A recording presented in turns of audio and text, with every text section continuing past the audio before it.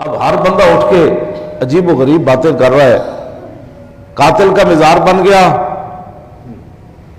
تو ہم نے تو نہیں بنایا جی، ہم نے تو نہیں بنایا، قاتل تو پھر علم الدین بھی ہے جی۔ ہاں جی، ذلیل کے بچے تمہیں یہ بھی نہیں پتا قاتل کون ہوتا ہے؟ ہاں جی، قاتل ممتاز قادری قاتل نہیں، ہاں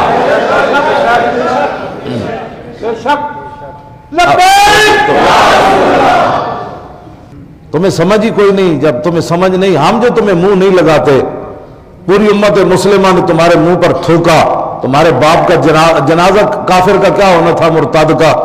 تیرے باپ کا جنازہ کیا ہونا تھا؟ مرتدوں کے جنازے تو نہیں ہوتے، گستاخان رسول کے جنازے تو نہیں ہوتے، ہاں جی، لیکن وہ کچھ بھی نہیں تھا، وہ مردود تھا، مردار تھا۔ اور تو اپنے باپ کا بنوا دے نا، پوری دنیا جو تیرے ساتھ کھڑی ہے، کفر تیرے ساتھ کھڑا ہے، اوباما سے پیسے تم لیتے ہو، پورا کفر تمہیں پیسہ دیتا ہے کہ اپنے باپ کو شہید کہو اور کہو کہ میرا باپ جو ہے وہ ایک غیر انسانی قانون جو ہے وہ اس کا شکار ہوا ہے۔ ذلیل کے بچے، یہ قانون اسلام کا ہے۔ تم تو یہ لفظ کہہ کہ کافر ہو گئے، تمہارا باپ بھی کافر، تم بھی کافر۔ ہاں، اس نے کالا کہا، تم نے غیر انسانی قانون کہا۔ ان کو روکنے والا کوئی نہیں۔ تم کرسمس پر جو ان کو مبارکیں دے رہے ہو تو تم تو ہو ہی ان کے ساتھ۔ ہم نے کوئی تمہارے ساتھ بات کی ہے؟ جب ہم تمہیں منہ نہیں لگاتے تو تمہیں کس نے کہا کہ ممتاز قادری قاتل ہے؟ قاتل نہیں ہے، وہ اس صدی کا سب سے بڑا عاشق رسول ہے۔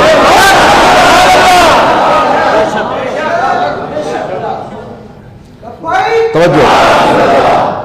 تو مجھے تو تقریر آج ویسی بھی کوئی نہیں آیا، میں تو سوچ رہا تھا بات کیا کروں، مجھے تو بات بھی بھولے ہوئی ہے کہ ادھر وہ لمحہ کہتا ہے، یہ کرکٹر کہتا ہے کہ حضور پر وہی رک گئی تو نعوذ باللہ حضور نے پھر سوچا کہ میں وہ لفظ نہیں بولتا جو اس نے بولا ہے۔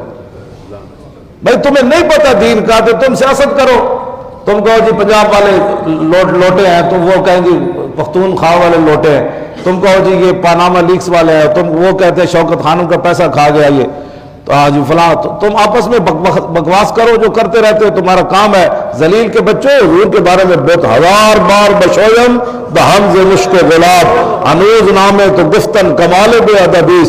سارے بزرگاں نے کیا لکھا ماری بھی کوئی اپنا منہ اتر تو گلابا نال دھوے نا تو پھر بھی حضور کا نام لینا کمال بے ادبی دی، پھر بھی نام لینا بے ادبی، صرف نام لینا بے ادبی۔ تینوں سمجھ ہی کوئی نہیں کہ وَفَمَّ الْيَتِيمَ فَلَا تَقْهَرْ وَأَمَّا السَّائِلَ فَلَا تَنْهَرْ کا کیا مطلب ہے؟ تو ساری زندگی بلے بازیاں کرتا رہا، تو بلے سکھا۔ ذلیلہ تینوں کے نے کیا تو حضور کے بارے اس طرح کی گفتگو کر؟ یہ سارے کے سارے اس طرح کی گفتگو کر رہے ہیں۔ ہمارے پاس اب دعا کریں کہ اللہ تعالیٰ یا تو ہمیں طاقت دے،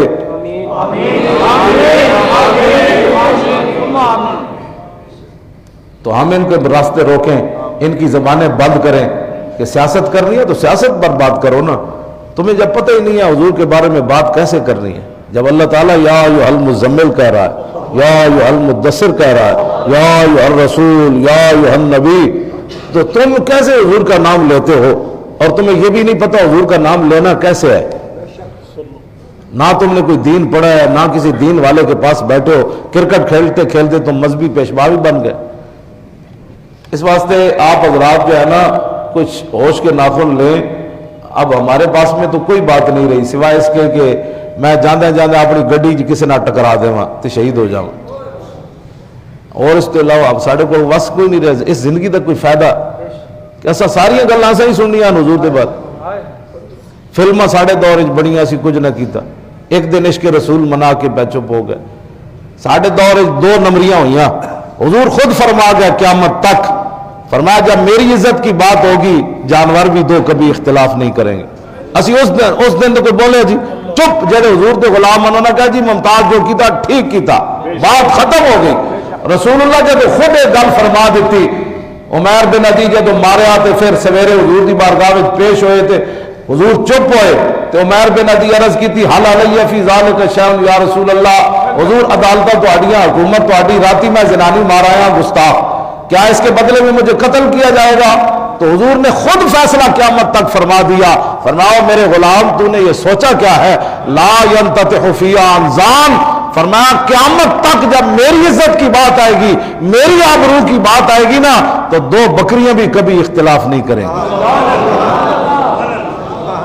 اب یہ تو فرمان رسول ہے۔ حضور فرما گئے جب قیامت تک میری بات آئے تو اگر مگر نہیں کرنے، بیٹھ کے تبصرے نہیں کرنے کہ اس نے قانون کو ہاتھ میں لیا یا نہیں لیا۔ فرمایا جب جانور نہیں بولیں گے تو کلمہ پڑھنے والے کو کیا حق بنتا ہے؟ یہ آپ لوگوں نے گھروں میں بیٹھ کر یہ تبصرے کیا ہے نا، تو یہ تو مالک ہے نا، پھر قیامت کو معافی ملے یا نہ ملے۔ حضور نے فرمایا جب میری بات آئے گی تو جانور بھی نہیں بولیں گے، کہیں گے ان کو تو ہم بھی جانتے ہیں۔ تو اب مسلمانوں کو حق کیسے پہنچتا تھا؟ یہ تو قتل کے مسئلے میں تھا نا، ناموس رسالت کے مسئلے میں حضور نے یہ فیصلہ فرمایا، باقی نہیں۔ فرمایا جب میری عزت کی بات آئے گی، دنیا میں کوئی بندہ میری وجہ، میرے خلاف بات کرنے کی وجہ سے قتل ہو جائے گا نا، تو فرمایا بے زبان بھی کہیں گے بڑا چنگا ہویا، بڑا چنگا ہویا، بڑا چنگا ہویا، اے بہت اچھا ہویا، اس قابل سی انہیں رسول اللہ کے خلاف گل کیوں کی۔ جو مسلمان گھروں میں بیٹھ کر ناموس رسالت پر تبصرے کرتے ہیں وہ بتائیں کہ قیامت والے دن اور دنیا میں حضور کو کیا منہ دکھائیں گے۔ حضور نے جب اس پر فیصلہ بند کر دیا قیامت تک کہ بے زبان نہیں بولیں گے، تو زبان والے کو کس نے اجازت دی؟ اس مسئلے کی حساسیت کو سمجھیں اور اپنے کان، ناک، ہر چیز بند کر کے صرف حضور سے پیار کریں۔